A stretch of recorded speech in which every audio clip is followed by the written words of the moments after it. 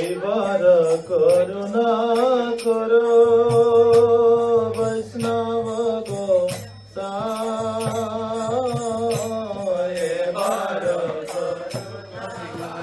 Okay, Bru, what's your name? Govinda Das. And where are you from? I'm from Canada. And how did you become devotee in 10 minutes? How did I become a devotee in 10 minutes? By the mercy of Sri Guru and Vaishnavas is the deeper answer. The external answer is I was on my way to Mexico. Right. And I stopped in at the ISKCON Hare Krishna Temple in San Diego. Okay. And I was on my way to Mexico to go to a place called Maya Bell, which means good Maya. So I was sort of in a state of searching spiritually, but because I'd been always looking for the truth since I was about 17, I was like one of those searching after the answers, the big answers to the big questions. And anyway. Sorry, what year was that? Oh, that was 1996. Oh, okay. Cool. Yeah, then I used to do Vipassana. Anyway, there's so many stages in one's spiritual life for me. There are many stages from, I could say, from 17 years old, but it would be more than 10 minutes. But anyway, San Diego, I'm at the temple. I stayed there for 9 months.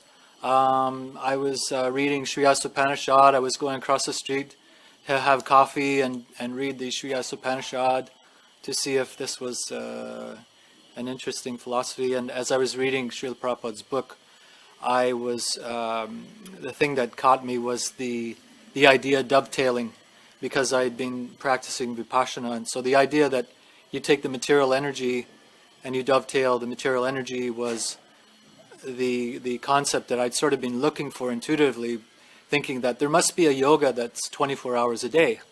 Can you just explain to the audience what you mean by dovetailing? Dovetailing is, the idea is that on some spiritual paths, there's an emphasis on renunciation. So you go off into a cave and you're meditating and you're kind of disconnected from material life. And but the truth of renunciation is that there is no such thing as renunciation, because if you don't own anything, God owns everything. And if God owns everything, that means you don't own anything, including your body. So there's no question of renunciation if you don't own it. So this idea of renunciation is incomplete. So there was a splinter in my mind about that aspect. And how can there be a spiritual life that's 24 hours a day? So when I read Sri Upanishad, it was discussing Yukta Vairagya, which is dovetailing material energy. You offer the material energy to the Supreme Lord. Okay. And so this idea, light went off in my head, and I thought, oh, this is the 24-hour yoga. You don't have to disconnect from life. Mm-hmm. So it means everything you do, you offer to Krishna, basically. Yes. So anyway, I was captured by this idea, and then I was chanting. I got up to 16 rounds within about a week, and I was living at the temple. I thought I'd at least learn how to cook food. So I abandoned my trip to Maya Bell, and I stayed at the San Diego temple for 9 months. So hang on a minute. So you're going on holiday, and you see a Hare Krishna temple on the side of the road, and then you just pull up, and then you end up staying there for 9 months. Well, I'd previously already known about the Hare Krishna movement, and I'd been a vegetarian for some years because in 1992 I had done one of these Vipassana meditation sits. So I was already vegetarian. I'd actually popped into the temple in Toronto with a yogi friend of mine during Holi. So we went into this old beautiful Presbyterian church in Toronto, and I walked in there, and it was a war zone. There was red and white. The women were running around throwing colors, and I thought, what is this religion? You know, this is amazing. That they were being so irreverent in the church. I thought, this is wonderful. Yeah. So meanwhile, my yogi friend was sitting there meditating in the middle of this chaos in his meditative posture, which seemed very strange to me. Anyhow, I had contact with devotees in 1981 or 82. I was walking down the street with my brother, who's a photographer, and Kurmarupa Prabhu, who actually left his body last year here in Vrindavan. He was heavily in doing service with cow seva. Anyway, he was standing there on Yonge Street in front of Hard Rock Cafe. Yeah. There was a group of 5 or 6 devotees, including, I think, Rochan, big, tall devotee. And my brother photographed me getting a Back to Godhead magazine from Kurmarupa. And so I had this photograph, black and white photograph. So that was the first time you met the devotees? That was actually probably the very first time I'd met devotees. I think so. 1982. 15 years later, I became a devotee at San Diego. Right. So I had that first contact. But that photograph stayed in my photo album at home, and I was very proud of that photograph because to me it represented that I was very open-minded and that I had the courage to approach such a strange-looking being on the street and have a discussion. So I had that photograph for many years. So it took like 16 years for you to come round for the philosophy to get digested or whatever. Well, I had a career in nursing. I was a nurse for an RN for 10 years approximately, and that was, in retrospect, it was like Krishna's basic training program for me, because it's a wonderful place to learn compassion and caring and helping and serving others, and so that was a very big part of my journey as well.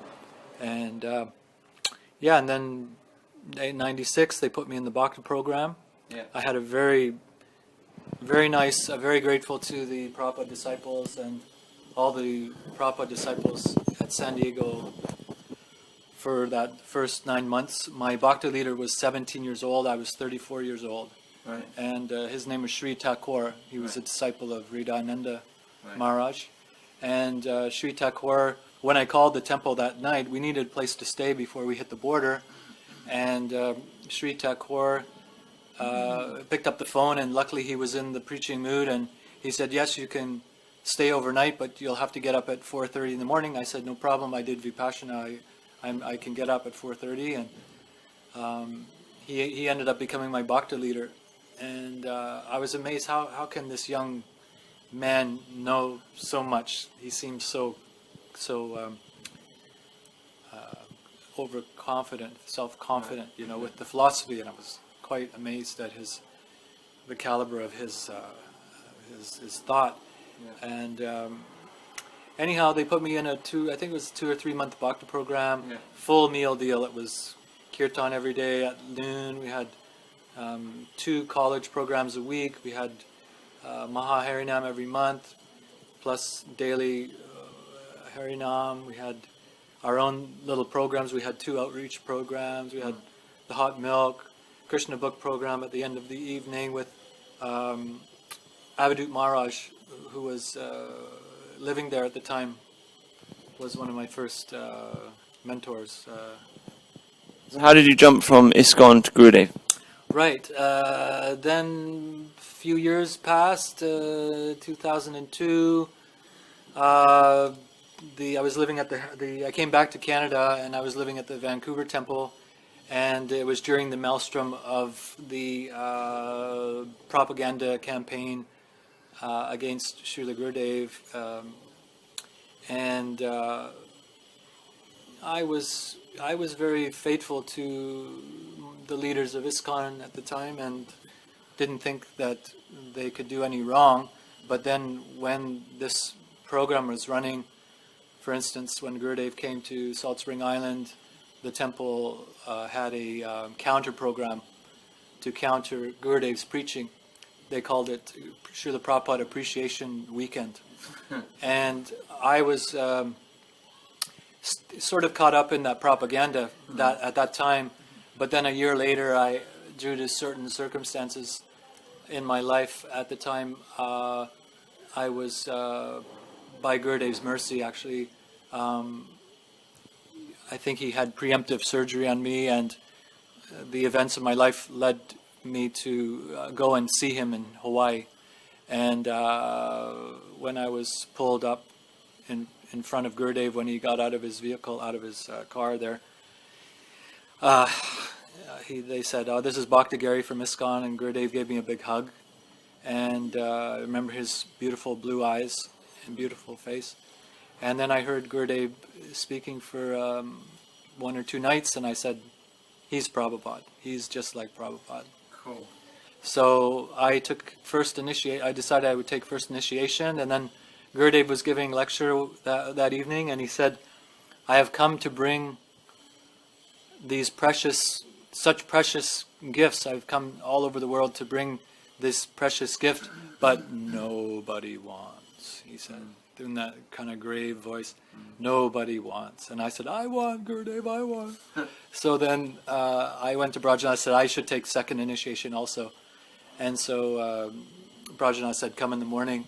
And so it was myself and a young lady, and we went into Gurudev's room, and we both received our mantras, and then the lady was asked to leave, and I was given Brahma Gayatri by Gurudev, just me and Gurudev there in the room with Madhav Maharaj. Cool. And then I stayed a few days with Gurudev in Hawaii, and went to India the next spring for Gaur Purnima. Cool. And I saw Gurudev on the stage at Devananda Gaudiya Math, and there were 20 sannyasis sitting with him on the stage. It was very amazing.